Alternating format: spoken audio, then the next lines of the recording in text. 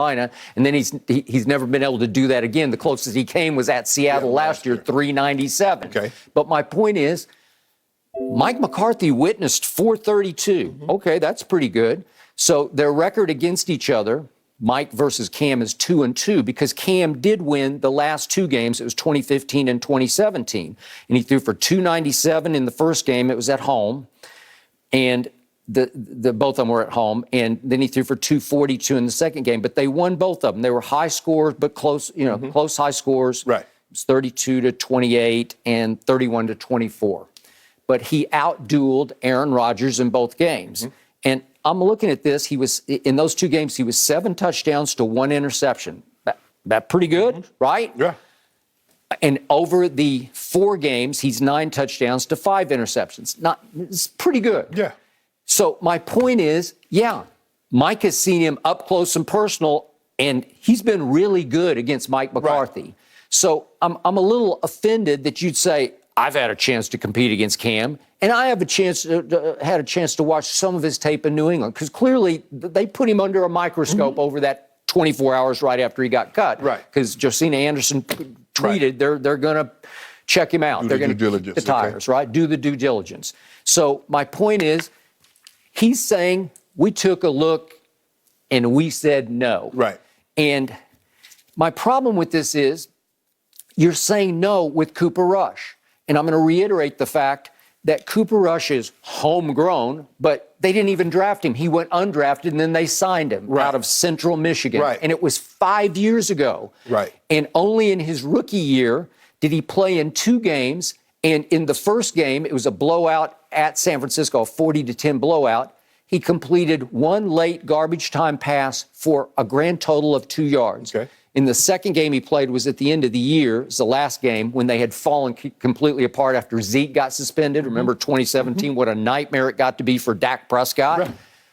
And that was it. That was the end of Cooper Rush's NFL production. He didn't complete a pass in the last game and mop up. Right. So he's completed 1 pass for 2 yards against the resume of Cam Newton that starts with a 2015 MVP and a Super Bowl appearance. Right. And again, I've said it all along. He did not play well in the Super Bowl, thanks in large part to Von Miller and your Denver Broncos, right? Yeah, but I think the thing, Skip, look, they, clearly, for whatever reasons, they seem beholden to Cooper Rush. Okay, maybe he's homegrown. He's one of their own, and he's been in the organization for parts of 5 years. Right. To your point, they gave him $2.1 million two off seasons ago. Right. And then Andy Dalton suddenly got cut and came available, and it was like, so you love Andy Dalton, but you don't love Cam Newton. Right.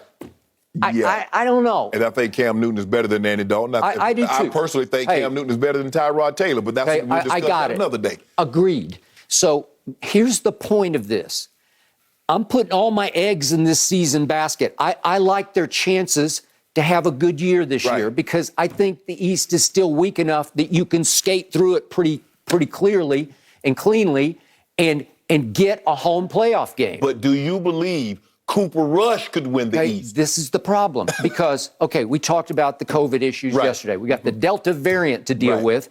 And I told you I'd talked to one owner who said, we are fearful that this year is going to be even harder versus COVID than last year because we don't have bubble protocol in place. And you're going to have fans in the stands. And everybody's going to be capacity. Okay, all right, fine. So this year more than ever, your backups are going to have to rise and shine at moments. It might only be for a game, but what have we seen about Dak Prescott? I love Dak Prescott. I'm going to knock on wood because I hate to even bring this up. I used to rave about his all-time great durability. What a great ability is durability. And then all of a sudden, Game 5 last year happens, Giants at home. And it's not just a compound fracture of the ankle. It requires 2 surgeries to fix. We saw in episode 1 of Hard Knocks, he's got a wishbone scar on his ankle. Seems to be okay, but clearly it wasn't so okay that in the first of camp that he was getting his lower body into his throws because he clearly was just throwing it with his arm. And the more you do that for the first time in your life, the more you are at risk of pulling something upstairs. And he did. And it's a completely unheard of quarterback injury. But I think it is still plaguing him because I'm just doing eye test.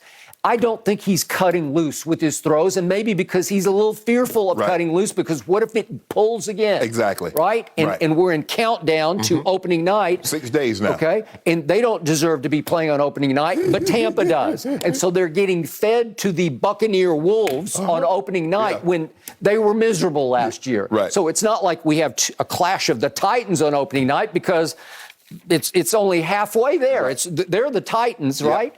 Okay. Skip, I just think the thing is, look, clearly they came into the season knowing, because Andy Dalton said he wanted to be a starter and he no longer wanted to be a backup, so he went for greener pastures. He found a place in Chicago that was going to allow him to start. Fine. I'm sure they didn't know they were going to be in position to be able to get a Justin Fields. They got Justin Fields.